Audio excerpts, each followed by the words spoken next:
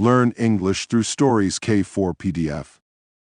Adapted and modified by Kulwant Singh Sandhu. Contents: Cheeky Charlie. 1. The stuff you need to know. 2. Tattoo. 1. Stuff you need to know. Hello. My name is Harry. I'm 8 years old. But I'll be 9 in only 10 months. I'm quite clever and quite normal. I can tell the time. I can tie my shoelaces. I don't have 2 heads or anything. My hair is long and wavy, although it sometimes gets tangly, untidy. My dad says it's like straw in the morning and honey in the evening, which is half rude and half nice. Typical dad. When the sun shines, I get freckles on my nose. When I was little, I didn't like them. I stood on the chair in the bathroom to look in the mirror. I rubbed them really hard with a flannel washcloth until my face was red and sore. I thought I'd got rid of them for a while, but then my face stopped being red and they came back. Mom came in and found me crying. "What's the matter, Harry?" she asked. Freckled face. "I've got spots," I sobbed and pointed to my nose. My cousin Freya complains about her spots whenever she comes for a sleepover, although Elle can never see them. Mum smiled, which I didn't think was very nice because I was upset. But then she gave me a cuddle, which felt better. "They're not spots, they're summer sprinkles," she said, "and they make you look gorgeous." And then I started to think about sprinkles. Sprinkles on cakes, sprinkles on fairies, and the water sprinkler in the garden. And I decided that having sprinkles on your face is a good thing. I've just had a thought. You do know I'm a girl, don't you? People are always getting it wrong, and it makes me quite cross. In fact, my Uncle Mike calls me Prince Harry, just to annoy me. He tells me to thump him really hard if I don't like it, so I do, right in his tummy. But he just laughs until I jump on him and scream at him to stop. My real name is actually Harriet, but everyone calls me Harry. Mum says that I could call myself Hattie if I wanted. But I think that sounds silly, so I don't. Actually, not everyone calls me Harry. Granny always calls me Harriet. Whenever anyone talks about my name, she shakes her head so that her curly white hair wobbles, and she makes a funny sucking noise. There's a crazy story I want to tell you about, Granny, but Mom has just reminded me that this book is supposed to be about Charlie, my little brother. So let me tell you about him straight away. Maybe you have a little brother. Mum says you might, but I bet he's not like Charlie. I'll explain. Do you have a board at school where they put wow words? You know, the interesting words that the teachers say you should use in your stories instead of nice? We do. It's like Charlie has rubbed himself all over with a glue stick and then rolled along that board because lots of them are perfect to describe him. Words like these. But there is another way to describe him, and you know it already because it's what I've decided to call this book. Cheeky Charlie.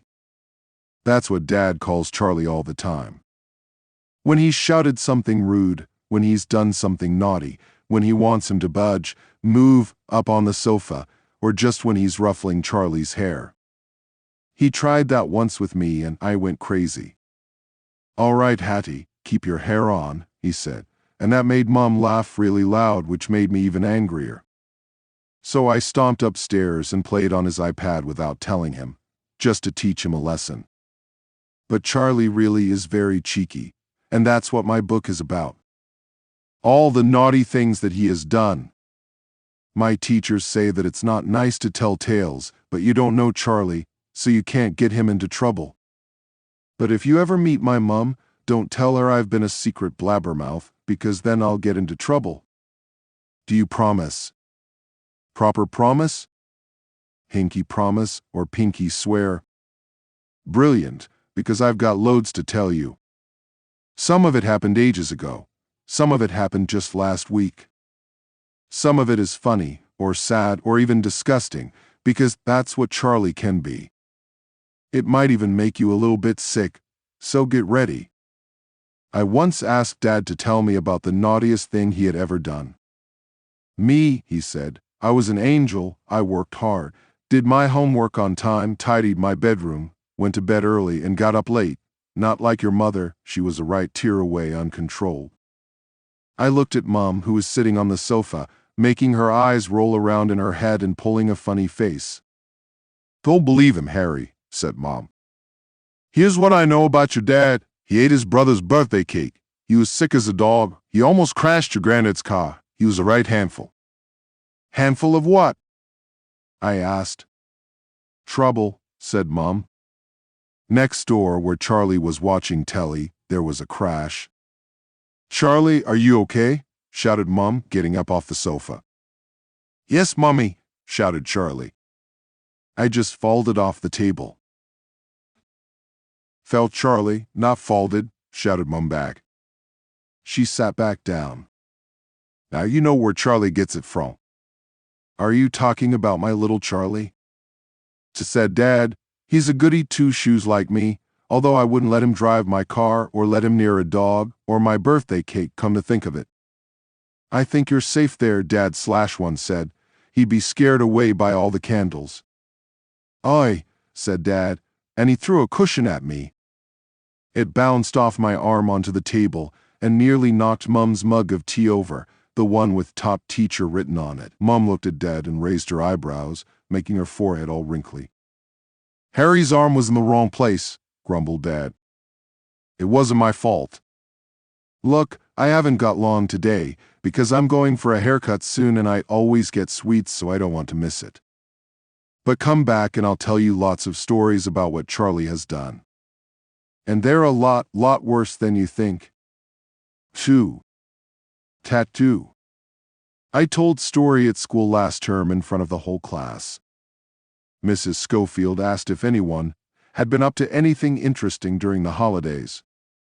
After I'd finished, Mrs. Schofield said, You told that well, Harry, but it was supposed to be a true story. But it was a true story. I protested, I can show you the photo, but wait a minute. I almost told you the ending and spoiled it. So let's go back to the beginning. Mum and Dad decided that their bedroom was too small and that they didn't want to share a bathroom with us anymore because children wee on toilet seats. You can't argue with that. Have you ever looked at the toilet seats at school? Yuck.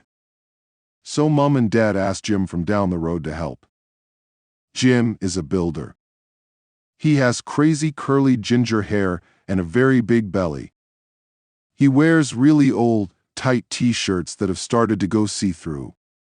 Sometimes you can see his belly button through them, and it looks like someone's pushed their finger into a balloon.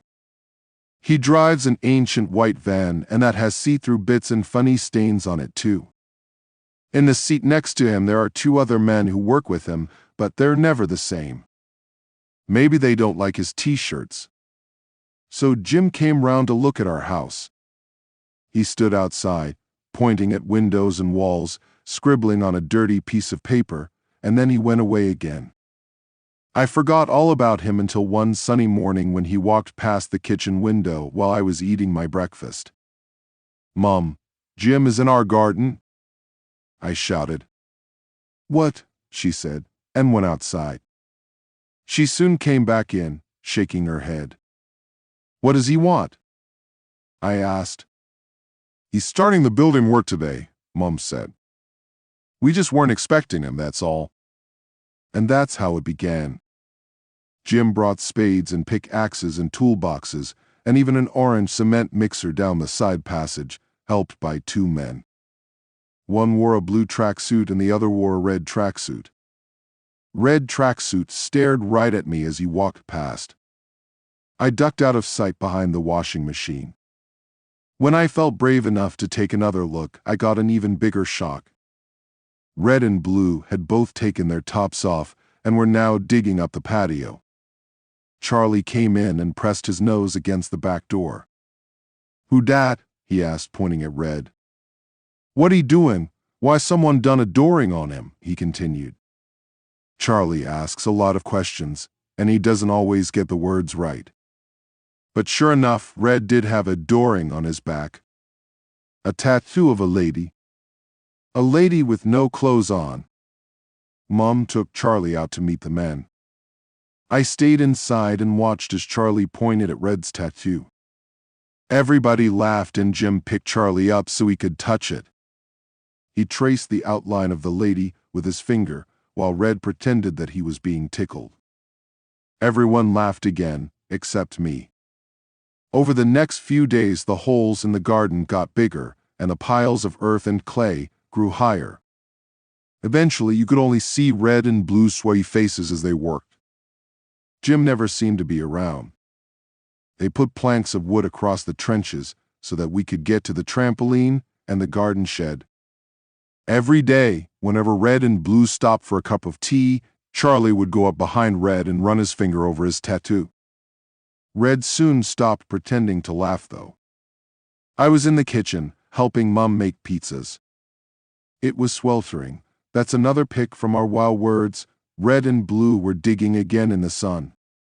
Charlie pulled Mom's apron. "Hungry, Mommy. Me hungry, Mommy," he said. "You could have an apple," she said. "Don't want an apple," said Charlie. "Or an orange?" "Don't want an orange," said Charlie. "Or a banana?" "Don't want a nana," said Charlie. "Well, there's nothing else for you to eat, especially when you're being so rude. Go out and play until lunch is ready." Charlie toddled off through the open back door and went straight up to Red and Blue.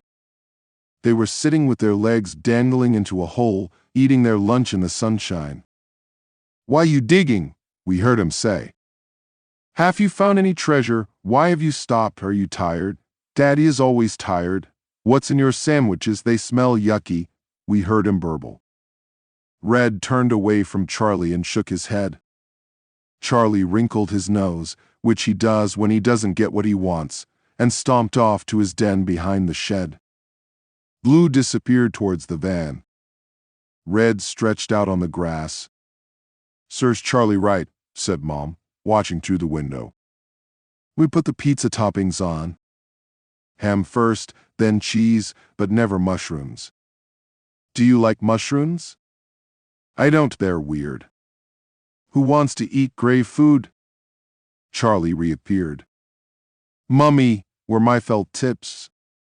"In the living room," said Mom. "Harry, keep an eye on him, will you?" I wondered why he wanted felt tips. Mom didn't normally allow Charlie to use them on his own, because once he drew smiley faces on the wall up the stairs. He sat on each step and got lots of practice because by the top they were really quite good. Dad went loopy crazy. "But I did eyebrows in rainbow colors," Charlie had said. Though for once it didn't get him out of trouble.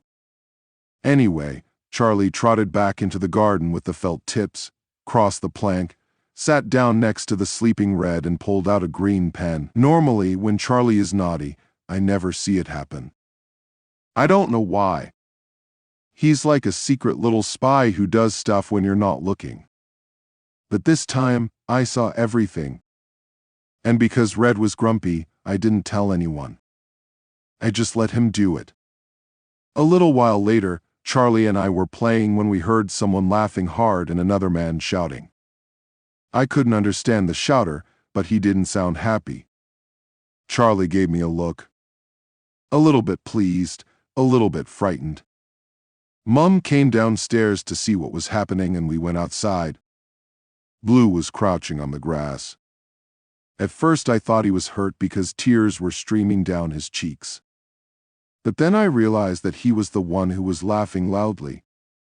Red was doing that twisty-turny thing where you try to look at your own back, shouting at the top of his voice in another language. "Do you know what's going on, Harry?" said Mom. "It wasn't me," I said. "I didn't do anything." Said Mom.